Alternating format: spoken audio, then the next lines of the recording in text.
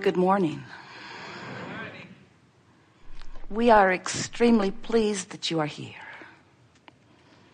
It is good to come together for the purpose of co-creating. Do you agree? Yes.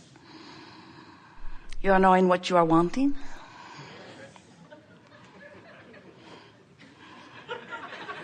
There's trouble over there.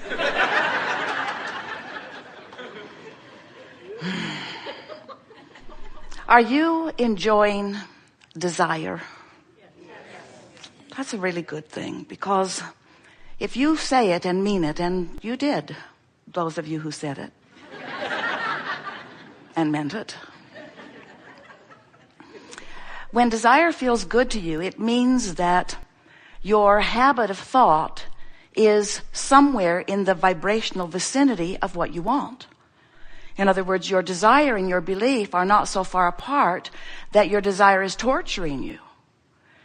If you want something and you don't believe it will come, then that desire becomes unpleasant, and people will say things such as, I felt better before I knew I wanted that, but now I want it.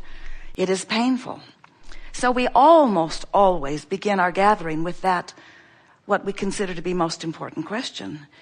Are you enjoying the desire that is unfolding within you? Because you came forth as source energy into these physical bodies, knowing that this environment would induce from you, that it would cause a clarification of constant new desires. You knew that you would never get it done, but even more important, you knew that you were being born into an environment of such perfect proportion and balance and contrast that just your involvement in it with the other magnificent co-creators who are here with you, you knew that your interaction with one another would cause new desires to constantly occur to you. Now, these desires are occurring to you at all levels of your being, even cellular levels. It's what the evolution of all species is about. But the desire that we're talking about are those desires that when you know that you don't want that, you know that you do want that. In other words, it's that very straightforward experience that life causes clarity to form within you. A lot of people don't realize that when they know what they don't want, that what they do want becomes a viable part of their vibrational experience. In other words, we're going to go to a new place with you here today that we have not been before with any group, because it's time for you to begin to acknowledge this business of focusing here in this time-space reality in the way that it was intended as you made the decision to come. You knew that just by exploring the details of any moment in time, that you would come to an awareness of how you felt about it, a personal opinion or a personal judgment, a personal involvement in it would occur. But it's judgment not in the way that judgment is often understood. It's evaluation and judgment in the sense that anything you participate in causes you to feel a comparative experience with who you really are and what you really know. For example, once you've lived in this magnificent nation where food is available and transportation is available, Jerry and Esther just had what they considered to be the most magnificent drive anywhere in the world as they came across into Denver on Highway 70. It was magnificent. They could not stop talking about it. And the trip was at least 2 hours longer than it needed to be, because they stopped at every viewpoint, even when there weren't viewpoints. And Esther found herself saying over and over again, with tears running down her face, thank you for my life on this planet with all of this beauty. So as you're exploring life, you can't help on subtle and dramatic levels to be comparing where you are to what else you've lived. It's just a function of experience. If you come from this magnificent time, space, reality here in this beautiful city, and you go to a city not so beautiful, or to a country not so developed or not so comfortable, you can't help but notice it at many, many levels. And when you notice it, vibrational rockets of preference emanate from you. In other words, it's just not ever going to get so good that you don't keep emanating a preference, because you are a leading edge creator and you've come to sift and sort even in the most magnificent of time and space and place, and still rockets of desire are emanating from you. And that really is the most important thing that we or anyone will ever say to you, because as that improved request radiates from you, whether you put words to it or not, and often you do not, that request is understood and held by the non-physical part of you in the vibrational reality that precedes all manifested realities. And we are calling that vibrational reality your vortex of creation. Emanating from you constantly, these rockets of desires. And these rockets of desires are culminating, not just free-flowing, not just randomly chosen, specifically orchestrated and synthesized through the magnificent focus of your vibrational lens. But it's not just you here in this physical human body that is finding the expansion and the difference. It is the source energy part of you too. Because even though you are in these bodies, and even though you are flesh, blood, and bone, and even though everyone around you can see you sitting in your individual clump on your individual chair, you are source energy. The larger part of you is source energy. Far and away, the larger part of you is source energy. Only a little bit of you came here into this body.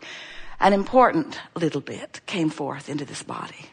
So as you explore and decide and send these rockets of desire, these rockets, these vibrational predecessors to the magnificent life that you will live, moves forth into this vortex of creation where the best of everything that you are choosing and deciding is held in a vibrational escrow, waiting for you, calling you forward, calling you toward it. And when you come forward, which means when you believe what you've put there, when you become a vibrational match to the vortex that life has helped you to carve out, when you move into that vortex, leaving all resistance and lower frequencies behind, achieving vibrational altitude to the furthest, most expanded part of your beingness, you feel good. That's what positive emotion is. When you feel passion, that's why. When you feel exhilaration, that's why. When you feel love or appreciation or joy, that's why. When you feel tension or apprehension or fear, when you feel blame or guilt, when you're worried, when you're angry, you're not in vibrational sync with who you really are. And that's the thing that we want you to understand. That's what we want you to hear. It's not that you're not up to speed with something that is outside of you. It's not that you're not meeting some criteria that someone outside of you has assigned. It's that you're not up to speed with you. It's because your life caused you to expand, and you're not taking the expansion because you're stuck in the beating of the drum of what we lovingly like to call your version of what is itis. In other words, this is what is. This is the truth of what is. I don't have enough money. I don't have enough money. I don't have enough money. I don't have enough money. I don't have enough money. I don't have enough money. I don't have enough money. But you do have a vibrational escrow which will translate itself into abundance of all manner, including financial fortune. But if you are on the vibration of I don't have enough money, you're not moving into the vortex, and you're not recognizing or realizing or following the trail. You're not sniffing it out. You're not rendezvousing. You're not in the right place at the right time. You're not hooking up with those that have the way. You are vibrationally out of sync with your own desire. And every time, no exceptions, that you are out of sync with your own desire, better said, out of sync with who you really are. Better said, out of sync with the larger part of you. Better said, out of sync with everything, including the larger part of you who is in your vortex. You must be a cooperative component to everything that you're asking for before it can manifest in your experience.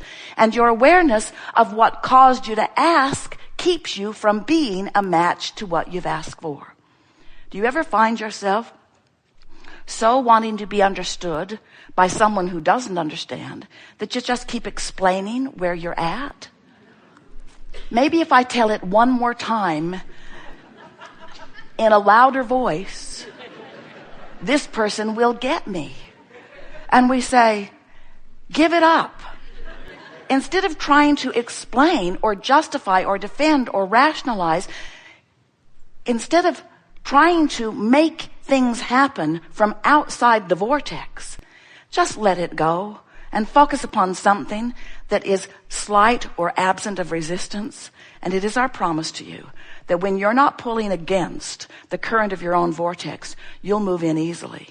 It's also our promise that you will move in eventually. We just don't think you should have to croak to do it. The question is not, will you join the larger part of you? The question is, will you do it willingly? And that's really what this gathering is about. We want to show you how to release your patterns of thought that are the only thing that are keeping you from what's in your vortex. We want to show you how to release beliefs that are contrary to desires. And when you release beliefs that are contrary to desires, your desires dominate and you're a vibrational match to them, and then they must manifest in your experience.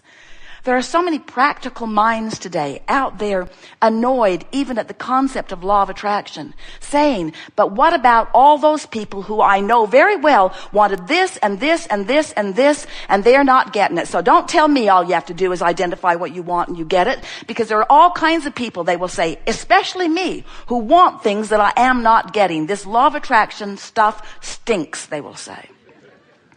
And we say, law of attraction is so valid and so accurate that it always gives you a perfect reflection of how you feel about every single thing. And what trips so many of you up is that you feel validated and justified in feeling the way you feel about things because you say, this is what reality is and I've been taught to face reality. So I'm just telling the truth. I'm just telling it like it is. And we say, don't do that. And you say, whoa, that upsets everything that I've been taught from the beginning of listening.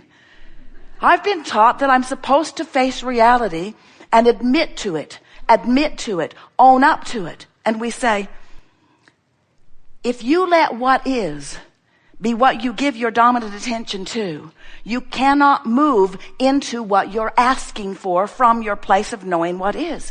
You have to let go of what is in order to go to what you are desiring. Now we know some of what is exactly what you want. Give your undivided attention to that. That's wonderful. But if there are things in your experience that are not as you want them to be, you've got to find a way to focus upon what it is you want. And it's so much easier than you know, because when you know what you don't want, you always know what you do want. You're just not a vibrational match to it yet, but if you will try just a little bit, you can shift your vibration. You can train yourself. You can train yourself into a higher frequency. You can train yourself into the belief of what you want. You can do it. You just have to know about frequencies. You can't set your radio dial on 6:30 a.m. and hear what's being broadcast on 98.7 FM. The frequencies have to match up. The transmission and the reception have to be on the same vibrational wavelength.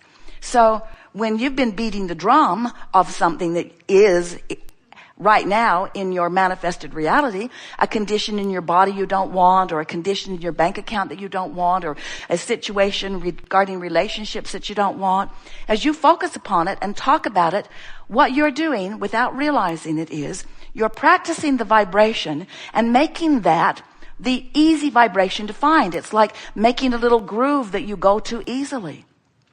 When you think a thought, that thought is a vibration. And as it vibrates, it's attracting other things like it. And if you focus there just for a little while, you'll get a pretty strong and therefore a pretty robust vibration about that going on. And the more robust that vibration is, the more it's drawing power, until soon you'll have a manifestation. You'll say, see?